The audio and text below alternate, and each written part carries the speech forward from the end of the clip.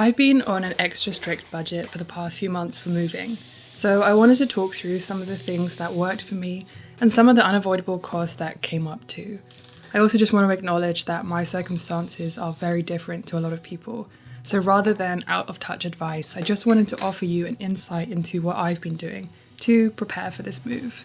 I also want to say a quick thank you to Smarty for sponsoring today's video. Smarty have been helping me to cut costs where my phone is concerned without compromising on the quality of my network provider. But we'll talk about them a little later on, and you can also click the link in the description to discover more after this video. I knew I had some big expenses coming up that I just simply wouldn't be able to pay for out of pocket and that I would need to aggressively save for. Things like my flights to move abroad, my medical examination for my visa, my police background check for my visa, my visa itself, the adjustment of status, all marriage costs, and if we decide to have a wedding, extra baggage costs, rental costs, deposit and first month's rent, on top of the current living costs that I have. It's a lot, especially since rent in the US is not cheap.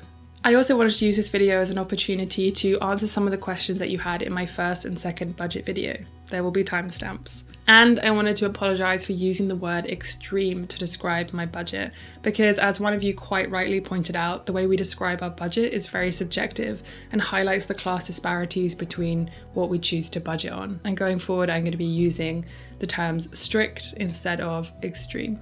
A lot of people online in videos that I watched and books that I read on personal finances really recommend focusing on big expenses. But the closer that we got to the more visa expenses racking up and actually moving, I also wanted to focus on cutting costs in all areas, no matter how small. So I yellow sticker shopped, I used various digital cards like Tesco Club Card to save money on items and build points, which I could use to save money later. I made a lot of meals from scratch and many that didn't require using an oven to save on energy. I cancelled entertainment subscriptions I had and went through all of my bills to see if I could find a cheaper option, one of which was my mobile phone bill. So I just want to take this time to talk to you a little bit more about Smarty and how they can save you money on your phone bill without compromising on the quality of your network provider. So Smarty is different in the sense that it offers you flexibility. You're not tied into a long-term contract, which enables you to have more control over your bills and finances.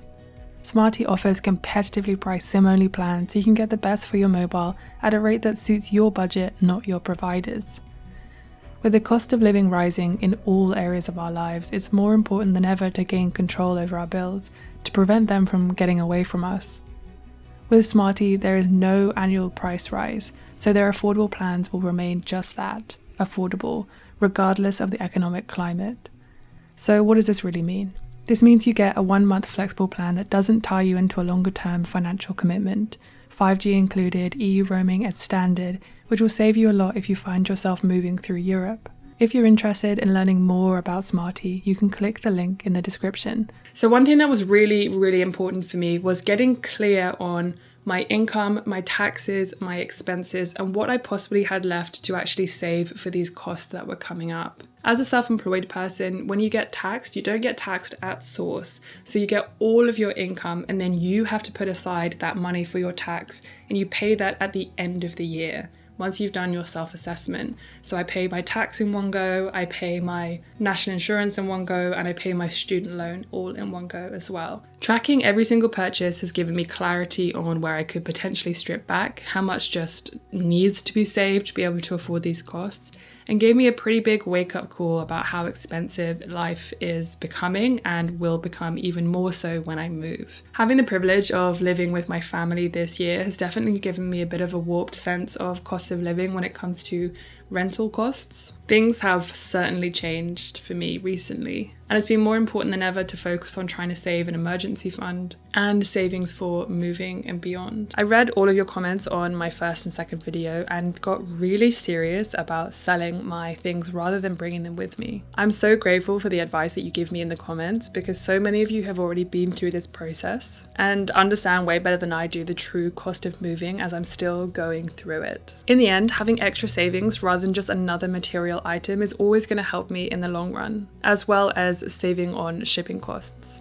On my first video, a lot of you asked me about passive income from YouTube and how that will work while I don't have a social security number or bank account in the US. So when a YouTuber earns money on a video, it gets calculated and held in an AdSense Google account. And as far as I'm aware, it can just sit there for as long as you want, I think. So what I could potentially do is continue to make videos, and if I monetize them, then that money can just sit in that account until I have a social security number and a bank account that I can put that into. The same is also true for Patreon. But regardless of whether I monetize my YouTube videos, I never started my YouTube account to be a job. So I would make videos regardless because this is something that I truly love to do. And it becoming my job was just a pretty special outcome for me. I wanted to reflect on the rules that I made for myself in the first video and discuss whether I actually stuck to them and what I learned from them.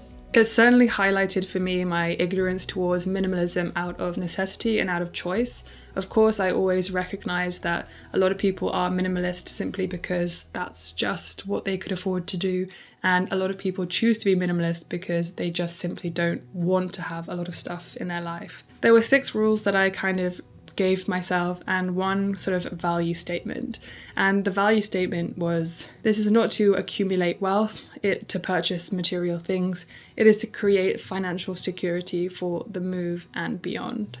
And the 6 rules that I gave myself were: 1, relying on my bike and train for transport. 2, not eating out or doing it maximum once a month and really treating it like the lavish treat that it is. Relying on myself to learn things and to fix things and not rely on other people or paying for those kind of things. Paying myself first, so as soon as the money comes in, whatever I have allotted in my budget for saving, put that straight into those savings account first before even considering spending it. Tracking all of my spending, which turns out not so hard, and a lot of you already do it, and has been one of the most fundamentally impactful things that I have done for my budget and my savings goals. And then the last thing was to create a vision board. So half of it would be on the kind of idealized things on when we can afford to buy secondhand furniture and things like that for our apartment.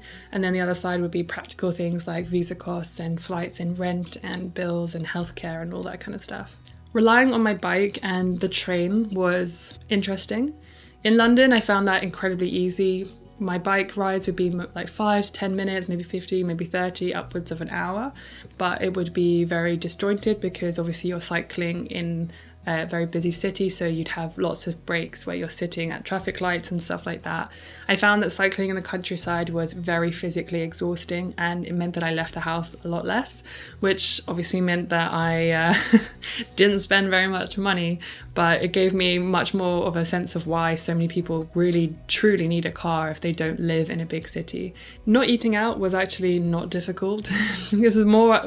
Because when we did choose to eat out, I noticed just how expensive it was, and the more I cook, the better I get at it, and the easier it is to make that decision to eat in. And it also really did highlight for me that comment that I got in that first video that I mentioned earlier about how eating out really is quite a lavish lifestyle choice, and being able to make that choice really is a privilege. And so when we do eat out now, it really feels like a really big deal, and it feels like we're really appreciating that choice to be able to have someone else cook for you for one meal that month. Paying myself first is pretty self-explanatory. I think when I have 2 savings accounts, one that I needed to have all of the money that I could spend for those expenses that were coming up for the visa things that were specifically being saved for. So I needed those in a very easy, accessible bank account.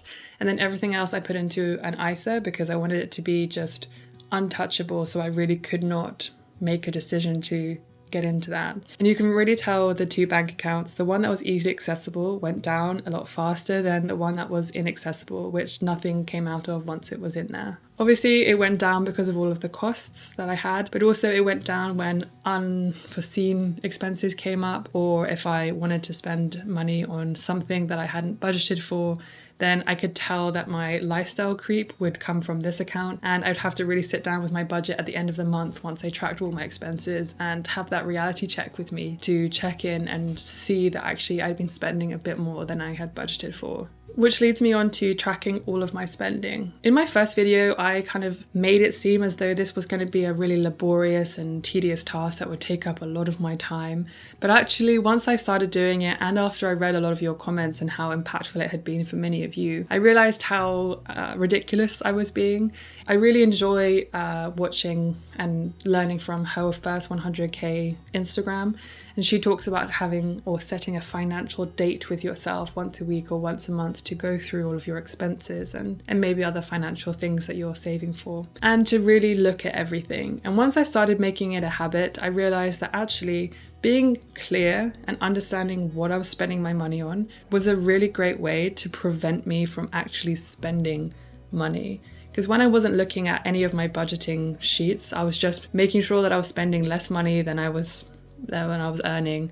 That didn't really give me any kind of sense of where I was financially. It didn't let me understand that, yes, I'm spending all my money, but am I spending some of it in savings? Am I spending it on food? What am I spending it on? And tracking all my expenses gave me that clarity that really helped me to cut back on the things that I didn't realize I was spending, just how much I was spending on certain things. The vision board is still a work in progress. I think it's mostly set on the practical things because obviously all my money has gone on all of these travel expenses and visa expenses and renting for our first apartment together. So I haven't really had much brain space for the secondhand, ideal furniture and so forth for the fun side.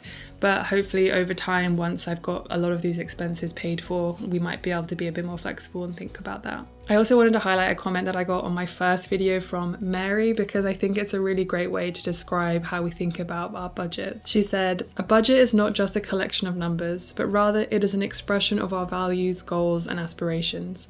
Over time, a budget creates freedom and generates empowerment." And I think that that is very true, especially for me. Having the goal of building up my emergency fund and being able to be on my way to achieving that has definitely given me a sense of, or a small sense of security and therefore freedom. And also feeling like I'm on top of my budget just because I understand where all my money is going has definitely given me that sense of empowerment to keep going and keep working towards saving and budgeting in the future. Going forward, will I be sticking to this sort of strict budget? Well, yes, absolutely. Because even though I have chosen to go on this budget for the past few months, going forward and moving and having all these extra expenses will really necessitate this budget even more, and it will be even more important that I really focus on understanding my financial situation, really trying to create an emergency fund for those expenses that will probably come up in the US, and just being more cognizant of things are going to continue to rise, and I just want to try and protect myself as much as possible. Many people have asked me why I'm moving to the US as well, obviously mentioning a few things that they are wary of when it comes to the US. But this was not a decision that was taken lightly. In fact, it's a decision that was made over years of talking about it and understanding what our future plans are. The future plans are for him to move here permanently, but his whole family, his whole life, and his friends are in the US. So it's only fair that I go there for a few years at least and spend time with them before he permanently moves here. Also, my job is flexible. His isn't. So I'm not going to ask him to give up a job during a time when we have so much insecurity around global politics and the economy. I have talked about this before in the Q&A that I did with my fiance, but just know that when I make a decision like this, it is not done on a whim. It is months, years of discussions, thinking about what's best for us in this moment and for the next few years. So while it may seem completely wild to some of you that we would move to the US, I have really deeply thought about what I'm giving up and what he will eventually give up when he moves here. I also got a comment about my fiance and his budgeting. It said, "I was wondering if you could also talk about the ways your fiance tries to save money, or if he does at all. Sometimes it sounds like you're the only one being concerned about this topic, but I bet you are trying to have an equal approach." He's actually a far more frugal person than I am, and he does a really great job in influencing me to have better money habits. What he says that he doesn't do so well is making his money work for him, i.e. investing it or understanding how to make his money grow. But there are many things that he does really well. He just generally has a very low cost lifestyle. He also, when he moved to DC, was on quite a low intern salary, but DC living costs are extremely high. So he had to be very good at budgeting and managing his money. And he's just very good at that in general, especially since then. He's just not someone who spends much money on anything. At the end of the day, savings can be really hard, especially if you take into consideration the rising cost of living, inflation, and a lack of government support for those most vulnerable in our society. And what we really need is a fundamental shift in the way that we support people and not have huge tax breaks for those who just don't need it and further creating wealth disparity. I'm not an expert on finance or budgeting. Today I just wanted to share with you the kind of things that I've been doing, but I will put in the links below some resources that I have found truly helpful and that you might find helpful too. I hope this video was helpful in a small way, or even just interesting to gain an insight into how I'm saving and managing my money for moving and my personal rise in cost of living. As always, if you have any questions, please leave them in the comments below. And I just want to say a big thank you to Smarty for sponsoring today's video again. Click the link in the description to find out more about how you can cut costs on your phone bill with Smarty. Thank you so much for watching. I will see you in the next one.